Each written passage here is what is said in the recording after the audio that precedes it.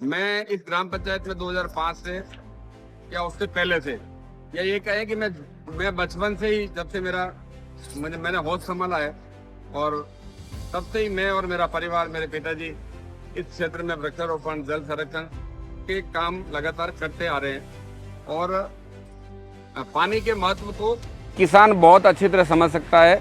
मैं एक गरीब और किसान परिवार से हूँ, मैं इसके महत्व को बहुत अच्छी तरह समझता हूँ।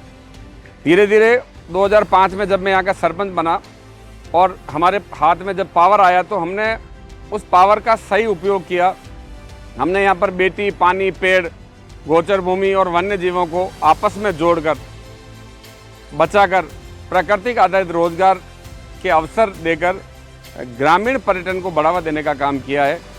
गांव में बेटियों का अनुपात, लिंगानुपात नहीं गड़बड़ाए, गांव में वन्य जीवों की सुरक्षा हो, गांव में पानी के महत्व को समझा जाए, गांव में वृक्षों के महत्व को समझा जाए, गांव में गोचर भूमि, सरकारी ज़मीन है, चारागाह भूमि के महत्व को समझकर उसको बचाने के काम हो, और गाँव में पर्यटक आए, टूरिस्ट आए, और वो फिर गांव के लोगों को रोजगार दे, गांव के लोगों को शिक्षा के अवसर मिले। ये काम हमने 2005 से शुरू किया है। 2005 से ही यहाँ पर हर घर में नल से पानी आता है, हर किसान के कुएं में पानी है, क्योंकि यहाँ पानी इतना नीचे गया है, क्योंकि यहाँ पर वर्ल्ड की, दुनिया की सबसे बड़ी संगमरमर की, सफ़ेद संगमरमर की माइनिंग का काम होता है, जिसका नाम Guinness book of world record में दर्ज है, और उससे कई परेशानियाँ पैदा हुई।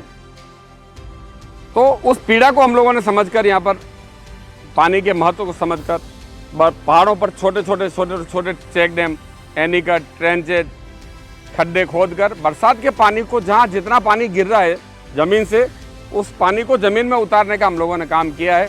और उसका असर लंबे समय बाद ये आया है कि किसान के कुएं में 10 फीट, 15 फीट या ज़मीनी स्तर पर पानी भरा हुआ है।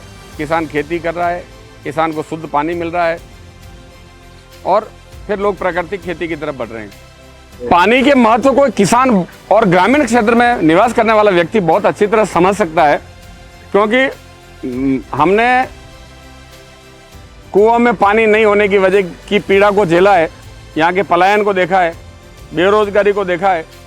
तो हमने यहाँ पर जो छोटे छोटे पर्वतमालाएं हैं, छोटी छोटी पहाड़ियाँ हैं, इन पहाड़ों पर छोटे छोटे चेक डैम, एनीकट, ट्रेंचेज, नीचे तालाब, आप ये कहें कि बरसात के पानी को, जहाँ बरसात का पानी गिर रहा है, बरसात की बूंदें गिर रही है, उसको वहीं ज़मीन में उतारकर ज़मीन को पिलाने का काम किया, ज़मीन को पानीदार बनाने का काम किया है।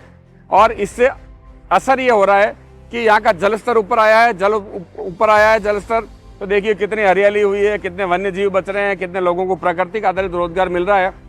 ये हमने प्राकृतिक आधारित काम, जो आवश्यकता है उसको किया है। सरकार की विभिन्न योजनाओं को आपस में कन्वर्जेंस करके जोड़कर, मनरेगा, वाटर शेड, मुख्यमंत्री जल स्वावलंबन अभियान, या इस तरह की जो सरकार के समय समय पर योजनाएं आई है, उन योजनाओं को हमने लोगों को लाभ देकर, लोगों को ये काम करने के लिए प्रेरित किया कि आपको पानी बचाना पड़ेगा, आपको पेड़ लगाने पड़ेंगे, आपको बेटियों के जन्मदिन पर पेड़ लगाने हैं, किसी की मरणोपरांत पेड़ लगाते हैं। पानी और पेड़ जीवन का महत्वपूर्ण पार्ट है, उसको लोगों को समझाकर उस पर काम किया है। मैं बार बार कहता हूं कि पानी के महत्व को लोगों के जीवन से जोड़ना पड़ेगा, लोगों के दैनिक जीवन से, दिनचर्या से उसको जोड़ना पड़ेगा। पानी के बगैर कोई भी दिन पूरा नहीं हो सकता है। ये हमने लोगों को समझाया है, लोगों को पानी के महत्व को समझाया है, और उसका उपयोग किस तरह से किया जा सकता है ये भी किया है। पानी को रिसाइकलिंग, ज़मीन में 100 फीट बनाकर वेस्ट पानी को कैसे ज़मीन को वापस पिलाकर उसको शुद्ध किया, ये काम हम लोगों ने किया है। और यहाँ से सीखकर राजस्थान की प्रत्येक ग्राम पंचायत इस पर काम कर रही है, और राजस्थान से निकलकर पूरे देश की ग्राम पंचायतें इस पर काम कर रही है। इन कामों को राजस्थान शिक्षा विभाग, आसाम, पश्चिम बंगाल, डेनमार्क और कई किताबें इस पर छपी है, और इसको सीखकर पूरे विश्व के लोग काम कर रहे हैं। एक गांव में एक सरपंच क्या कर सकता है, ये एक सबसे बड़ा उदाहरण यहाँ देखने को मिलता है। प्रयासों से परिणाम देखे गए हैं, कृपया कुछ महत्वपूर्ण उपलब्धियों का साझा करें।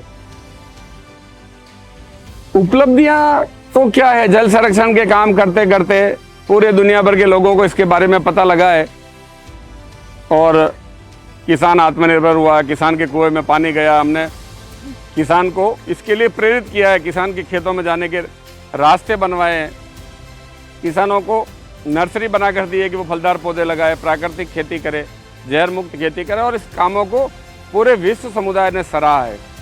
हमें पद्मश्री मिला है, कौन बनेगा करोड़पति, अक्षय कुमार और कई बड़ी शख्सियत के साथ बैठने का अवसर मिला है, इन विचारों को साझा करने का अवसर मिला है, विचारों का आदान प्रदान हुआ है, यही उपलब्धियां कही जा सकती है। देखिए, बहुत सारे काम तो हम लोगों ने किए हैं, पर अब हमें आवश्यकता है जैसे फ्लो मीटर, जिससे कितना पानी इस पाइपलाइन से पास हुआ है, कितना पानी पूरे दिन में उपयोग हुआ है, एक तो ये। दूसरा सेंसर वाला ड्रिप कि ऑटो वाल कि किस पौधे के नीचे चिप लगाकर कितने बूंद ड्रिप से पानी जा सके, उस तरह की टेक्नोलॉजी लाकर इस क्षेत्र में कम लेबर से हम ज़्यादा काम कैसे करें, बड़ी संख्या में पेड़ों को कैसे बचाएं, क्योंकि कई तरह अभी तो पानी की बड़ी समस्या है। पानी धरती में और स्टोरेज करने की आवश्यकता है, क्योंकि अच्छी बरसातें हुई है, पर लगातार कभी 2, 3, 4 साल इस तरह के समय भी आए कि 5, 7 साल के अकाल पड़े। तो ये स्टोरेज किया हुआ पानी लंबे समय तक चले, इसके लिए इस तरह की टेक्नोलॉजी की आवश्यकता है।